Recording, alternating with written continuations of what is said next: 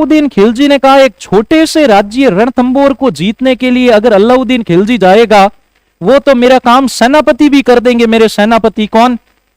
तो अलाउद्दीन खिलजी ने कहा जाता है विशाल सेना दी और 2 सेनापतियों को यहां से रवाना किया। अब एग्जाम के अंदर क्या खतरनाक खतरनाक प्रश्न पूछे जाते हैं, आराम से याद रखना, फिर मैं प्रश्न पूछूंगा यहां से। अपने 2 सेनापतियों को यहां से रवाना किया। खूंखार सेनापति, कैसे सेनापति? खूंखार। एक का नाम था उलुग खां, क्या नाम था? उलुग खां। और दूसरे का नाम था नुसरत खां, क्या नाम था? नुसरत खां। इन दोनों को रवाना किया कि भाई खां जी जाओ और जाकर रणथंबोर को फतेह करके आ जाओ। ये दोनों विशाल सेना लेकर आए और सीधा का सीधा हमला किस पर? जाइन पर। किस पर? जाइन पर। जाइन का दुर्ग रणथंबोर के दुर्ग की कुंजी, रणथंबोर के दुर्ग की कुंजी। और जाइन पर क्या कर दिया? हमला। जाइन पर हमला हुआ तो वही सेनापति हैं सामने, कौन? हाँ ठीक है, ये दोनों सेनापति वहीं पर हैं। अल्लाह उस समय कहा जाता है हमीरदेव चौहान जिस समय ये हमला किया, हमीरदेव चौहान उस समय कोटि यजन यज्ञ कर रहे थे। कोटि यजन यज्ञ, कोटि यजन यज्ञ ये होता है जिसमें कोई राजा न तो किसी से बोलता है, मौन व्रत धारण करके रखता है। और युद्ध में जब जाते थे तब मौन व्रत धारण नहीं किया जाता था। युद्ध में जाने से पहले अपनी सेना को एक भाषण दिया जाता है, उनमें वीर रस जगाने के लिए, हे चौहान वीरों, हे सूरवीरों, हे बहादुरों, ठीक है, उनके अंदर वीर रस प्रवाहित किया जाता था। कैसा रस? वीर रस, ठीक है। फिर जय जय भवानी या हर हर महादेव का नारा लगाया जाता था। फिर कहीं जाकर युद्ध में उतरा जाता था, ठीक है, उनके अंदर, ताकि इस एक सैनिक 2 सैनिक जितना कार्य करे, वीर रस का कार्य किया जाता था, ठीक है। कहा जाता था, एक शायर की चंद पंक्तियां हैं कि काली मां की छातियों पर ज्योति की ज्वाला जगा दी। बोलो वाह। कि काली मां की छातियों पर ज्योति की ज्वाला जगा दी, मौत ने तांडव किया तो जिंदगी की धुन बजा दी, है परले के सामने मुस्तैद होकर खड़े रहने वालों को, है नमन परले के सामने मुस्तैद होकर खड़े रहने वालों को, जिन्होंने वतन के खातिर अपने प्राणों की बाजी लगा दी, जिन्होंने वतन के खातिर अपने प्राणों की बाजी लगा दी, ठीक है। मतलब उनको ऐसे वीर रस की शायरियां सुनाई जाती थी। कैसी शायरियां? हाँ, शायरियां सुनाई जाती थी ताकि वो वीरता का कार्य कर पाए वहां पर। तो हमीरदेव चौहान तो उस समय कोटि यजन यज्ञ के अंदर थे, उन्होंने मौन व्रत धारण किया हुआ था, तो वो तो वास्तव के अंदर शामिल हो नहीं सकते। तब उन्होंने, कहा जाता है, अपने दोनों सेनापतियों को भेजा और इन दोनों को कहकर भेजा कि चाहे कुछ भी हो जाए वापस मतलब मत आना, एक को छोड़कर वापस मत आना, आओ तो दोनों आना। इधर हैं कौन? 2 सेनापति, किनके? इधर सेनापति 2 किनके हैं? हमीरदेव चौहान के। दूसरा, कुछ तो ये कारण बताते हैं, कुछ कारण ये भी कहते हैं कि जब अलाउद्दीन खिलजी स्वयं नहीं आया, वो घमंड करता था, तो इधर थोड़ा सा स्वाभिमान तो हमीरदेव चौहान में भी था। अलाउद्दीन खिलजी ने अपने सेनापति भेजे तो हमीरदेव चौहान कहे सेनापति तो हमारे भी कम नहीं है, जाओ तुम दोनों उनको क्या करके आ जाओ। हाँ, हमेशा बराबरी वालों में युद्ध होता है, ठीक है, राजा आए तब मुझे बुलाना। तो इधर इनके 2 सेनापति, इधर इनके 2 सेनापति, भयंकर तरीके से युद्ध हुआ। दोनों की सेनाएं मैदान के अंदर भिड़ गई, भयंकर युद्ध चल रहा था। युद्ध के अंदर उलुग खां और नुसरत खां क्या होने लगे? हारने लगे और इनकी सेना क्या करने लगी? पीछे भाग गई। धर्मपाल और रणपाल खुश हो गए, इन्हें लगा कि भाई वास्तव में हम युद्ध के अंदर क्या हो गए? जीत गए। तो इन्होंने इन विजय की सूचना देने के लिए धर्मपाल ने रणपाल को कहा कि यहां से जितने भी बंदूकें वगैरह मिली हैं वो लेकर जाकर हमीरदेव चौहान को क्या दे दो? सूचना कि भाई हम क्या कर चुके हैं? जीत गए। रणपाल वहां से वापस चला गया। इधर इन्होंने भागते भागते सोचा कि अलाउद्दीन खिलजी को जाकर क्या मुख दिखाएंगे कि हारकर आ गए सेना लेकर। इन्होंने कहा चलो वापस हमला करते हैं। वापस हमला हुआ। इस बार धर्मपाल अकेले लड़े और धर्मपाल इस युद्ध के अंदर वीर गति को प्राप्त हो जाते हैं और उलुग खां और नुसरत का सेना का नुकसान करके कहां चले जाते हैं? वहां पर वापस चले जाते हैं, ठीक है। हमीरदेव चौहान को पता चलता है तो हमीरदेव चौहान बहुत क्रोधित होते हैं इन पर, ठीक है, बहुत क्रोधित होते हैं। ऐसे करके वापस चले गए। कह सकते हैं ना तो ये जीते, ये भी अपनी सेना का नुकसान करवा कर गए और इनकी सेना का भी क्या हुआ है, नुकसान हुआ है। ठीक है, नुकसान हुआ। अब अलाउद्दीन खिलजी के पास जब पहुंचे तब अलाउद्दीन खिलजी ने कहा इतनी बड़ी सेना देकर भेजे और एक जगह को नहीं जीत पाए, तो अलाउद्दीन खिलजी ने इनको बड़ी सेना देकर वापस रवाना किया। कहां पर, रणथंबोर के लिए वापस रवाना किया। इधर अमीरदेव चौहान भी अपनी मजबूत करने लगे, अपनी स्थिति को मजबूत करने लगे। उल्लुक खां और नुसरत खां वापस आए, इस बार जाइन दुर्ग को जीत लिया और रणथंबोर पर क्या कर दी, घेराबंदी। रणथंबोर पर क्या कर दी, घेराबंदी। कहा जाता है कई महीनों तक घेराबंदी किए हुए बैठे रहे, महीने भर हो गए, जीत नहीं पाए। अंत में कहा जाता है नुसरत खां और उल्लुक खां जब यहां बैठे थे, परेशान हो गए कि क्या किया जाए। एक रात को नुसरत खां आराम से यहां पर मोचा बिछाया हुआ, आराम से यहां पर सोए हुए थे। क्या किए हुए थे, सोए हुए थे आराम से। तभी नुसरत खां को दिखा कि दुर्ग में से एक ऐसे जलता हुआ एक अंगारा आया और आकर इनके मोचे के बिल्कुल नीचे पड़ गया, पागे के पास। ठीक है, बिल्कुल ठीक है। नुसरत खां ने हाथ में लिया कि देखते हैं क्या है। क्या था, वास्तव में सोना नहीं था, वो गोला था। क्या था हाँ, गोला था, जलता हुआ आया था, गोला था और बिल्कुल बम आकर गिरा नुसरत खां के पास। और जैसे ही गोला फूटा, चिटको चिटको, ठीक है, हाँ, नुसरत खां वहीं मारे गए। नुसरत खां की वहीं क्या हो गई, मृत्यु। अभी कुछ दिनों पहले एग्जाम के अंदर पूछा गया कि रणथंबोर अभियान के दौरान, गजब बढ़िया प्रश्न हो, तो मैं मानता हूं वो हिस्ट्री का एक अच्छा प्रश्न था। पूछा गया कि रणथंबोर अभियान के दौरान, ठीक है, कौन सा वह अलाउद्दीन खिलजी का सेनापति था जो रणथंबोर अभियान में मारा गया, तो याद रखना नुसरत खां। क्या नाम था, नुसरत खां। क्या नाम था, नुसरत खां। इंपोर्टेंट प्रश्न है।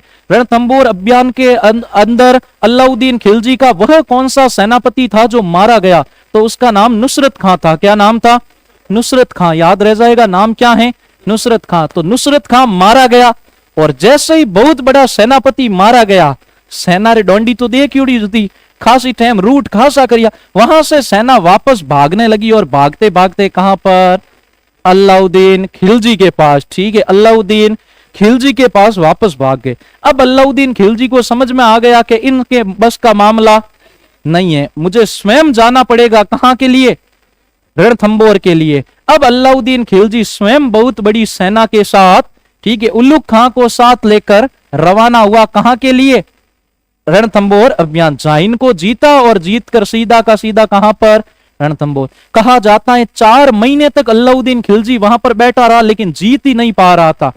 साथ में अमीर खुसरो थे। अमीर खुसरो लिखते थे कि रणथंबोर में भी 4 महीने से घेराबंदी में रणथंबोर के सैनिकों की भी हालत ऐसी हो गई कि उन्हें सोने के एक दाने के बदले, ठीक है, सोने के भाई 2 दानों के बदले अनाज का 1 दाना तक नसीब नहीं हो रहा था।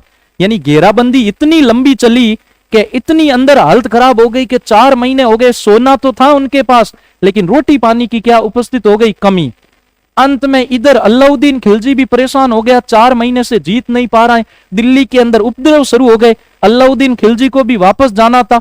तब अलाउद्दीन खिलजी ने एक बहाना बनाया कि अमीरदेव चौहान से कि हम आपसे क्या करना चाहते हैं, संधि करना चाहते हैं। क्या करना चाहते हैं, संधि। संधि करने के लिए अपने कोई 2 आदमियों को हमारे पास भेज दो। अमीरदेव चौहान जी ने अपने 2 आदमी, एक तो रणमल और एक रत्तीपाल, एक तो रणमल और एक रत्तीपाल को किनके पास भेजा, संधि करने के लिए किनके पास भेजा, अलाउद्दीन खिलजी के पास भेजा। रणमल और रत्तीपाल जब यहां पर आए, अलाउद्दीन खिलजी ने उनको लालच दे दिया कि मैं रणथंबोर जीतने के बाद रणथंबोर का किला तुम्हें दे दूंगा, तुम दोनों हमसे मिल जाओ। क्या कर जाओ, हमसे मिल जाओ। और रणमल और रत्तीपाल रणथंबोर किले के लालच में किससे मिल गए, अलाउद्दीन खिलजी से। वापस जाकर इनके जितने भी गुप्त रास्ते थे वो सारे बता दिए अलाउद्दीन खिलजी को, और अंदर पानी वगैरह के जितने भी साधन थे उनको भी दूषित कर दिया, उनमें गौ रक्त वगैरह मिला दिया। ये दोनों इनके साथ मिल गए। अलाउद्दीन खिलजी को जब पता चला तब बहुत दुख हुआ, अमीरदेव चौहान जी को जब पता चला तब बड़ा दुख हुआ, लेकिन उन्होंने कहा कि हम एक वीर के भांति क्या करेंगे, लड़ेंगे, वीर के भांति लड़ेंगे और वीर के भांति जिएंगे। तब कहा जाता है अमीरदेव चौहान जी ने अपनी पत्नी रंग देवी, और अपनी बेटी पद्मला को कहा कि बेटा ये जिंदगी का अंतिम मौका है जब हम तुमसे क्या कर रहे हैं, मिल रहे हैं। ठीक है, मुझे एक शायर की चंद पंक्तियां याद आती हैं कि ये वक्त गुजर जाता है और यादें रह जाती हैं, वक्त गुजर जाता है और यादें रह जाती हैं, हरे भरे बाग भी समय आने पर हरे भरे बाग भी समय आने पर उजड़ जाते हैं, और वक्त के हाथों का खिलौना होता है आदमी, वक्त के हाथों का खिलौना होता है आदमी, उम्र भर के हम सफर पल भर में बिछड़ जाते हैं। उम्र भर के भाई हम सफर पल भर के अंदर क्या हो जाते हैं, बिछड़ जाते हैं, कि अब हमारे बिछड़ने का समय आ गया है।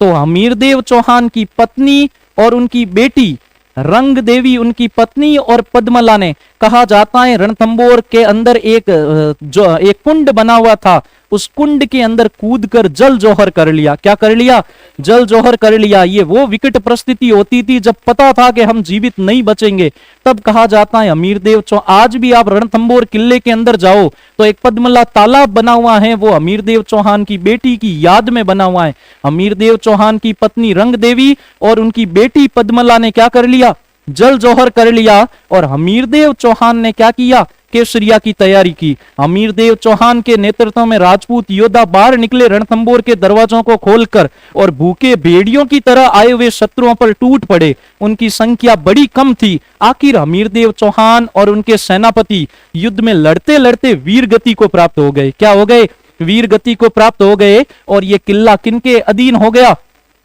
अलाउद्दीन खिलजी के अधीन हो गया। वास्तव में हमीरदेव चौहान तो युद्ध के अंदर लड़ते लड़ते वीर गति को प्राप्त हो गए, लेकिन उनके द्वारा किए गए उपकृत कार्य के कारण वो इतिहास में प्रसिद्ध हो गए। हमीरदेव चौहान इतिहास में प्रसिद्ध हुए अपनी हट के कारण। किसके कारण प्रसिद्ध हुए, कि अगर हमीरदेव चौहान चाहते एक मोहम्मद शाह को वापस लौटा दिया होता तो उनका पूरा साम्राज्य बच जाता, उनकी बेटी बच जाती, उनकी पत्नी बच जाती, लेकिन नहीं, अपने एक वचन के खातिर अपने संपूर्ण परिवार का क्या दे दिया, बलिदान दे दिया। इसीलिए इतिहास की एक उक्ति इनके लिए प्रसिद्ध है कि सिंह सवन सतपुरुष वचन कदली फलत एक बार, तिरिया तेल हमीर हट चढ़े न दूजी बार।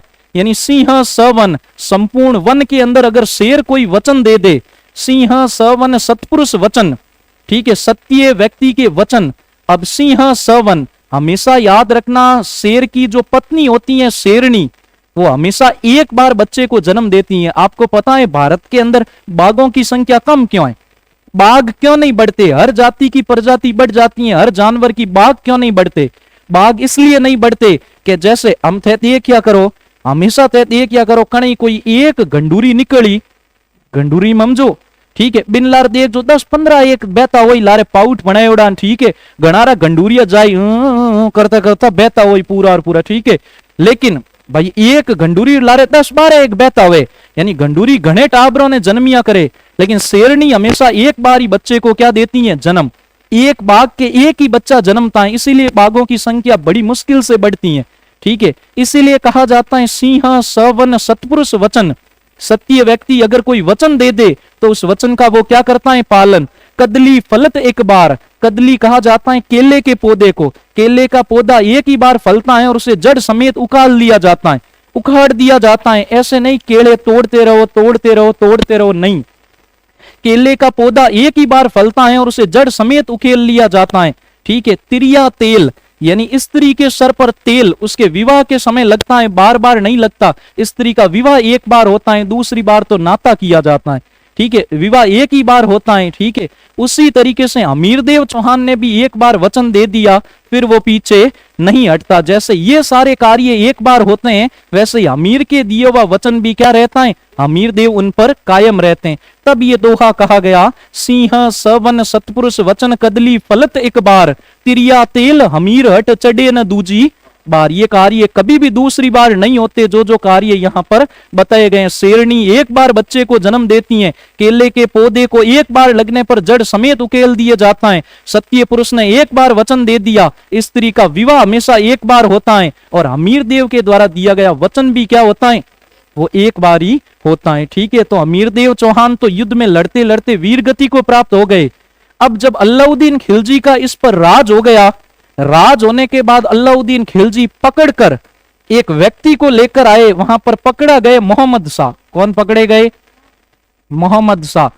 मोहम्मद शाह पकड़ा गया, ठीक है। हाँ, पूरा कह ठीक क्या करे कजियर मूड हो तो, ठीक है। हाँ, मोहम्मद शाह पकड़ा गया। घायल मोहम्मद शाह को अलाउद्दीन खिलजी के पास लाया गया। किनके पास लाया गया? अलाउद्दीन खिलजी के पास लाया गया। और अलाउद्दीन खिलजी ने पूछा, अरे मोहम्मद शाह, तू तो मेरा आदमी था, फिर ऐसा भाई 4 दिनों के अंदर हमीरदेव चौहान ने तेरे ऊपर क्या जादू कर दिया कि तू वास्तव में उसकी तरफ लड़ने लग गया? चल, तू मेरा आदमी है, मैं तुझे एक ऑफर देता हूं, अगर मैं तुझे आजाद कर दूं तो बता तू क्या करेगा? अगर मैं तुझे आजाद कर दूं तो तू क्या करेगा? तब मोहम्मद शाह ने कहा, हे अमीरदेव चौहान, भाई हे अलाउद्दीन खिलजी, अगर तुमने मुझे आजाद कर दिया तो सबसे पहले तो मैं तेरी हत्या करूंगा। सबसे पहले तो मैं तेरी क्या करूंगा? हत्या करूंगा। और उसके बाद अगर हमीरदेव चौहान का वंशज कोई जिंदा होगा तो उस वंशज को मैं इस रणथंभौर की गद्दी पर बैठा दूंगा। अगर कोई अमीरदेव चौहान का वंशज जिंदा रहा तो मैं उसको गद्दी पर बैठा दूंगा, और जब तक मेरी सांस चलेगी मैं उसकी क्या करूंगा? सुरक्षा करूंगा। मोहम्मद शाह ने यह कहा, ठीक है। अलाउद्दीन खिलजी ने कहा, हाथी के पैरों के नीचे कुचला दिया जाए इसे। और मोहम्मद शाह को हाथी के पैरों के नीचे फेंका गया और हाथी ने कुचल कर उसको क्या कर डाला? मार डाला, ठीक है। तभी थोड़ी देर सारा मामला शांत वगैरह हो गया और 2 व्यक्ति आए अलाउद्दीन खिलजी के पास। बादशाह, ठीक है, आपने हमें वचन दिया था कि आप ये किला किनको दोगे? हमें दोगे, ठीक है। अलाउद्दीन खिलजी ने कहा, इधर आओ, अपने सैनिकों को आप पकड़ो, इन दोनों को भी पहाड़ी के नीचे से नीचे फेंको। तब तक फेंकते रहना, तब तक ये क्या न कर जाए? मर न जाए। जो अपनी माटी के नहीं हुए, जो अपने राजा के नहीं हुए, वो हमारे क्या होंगे?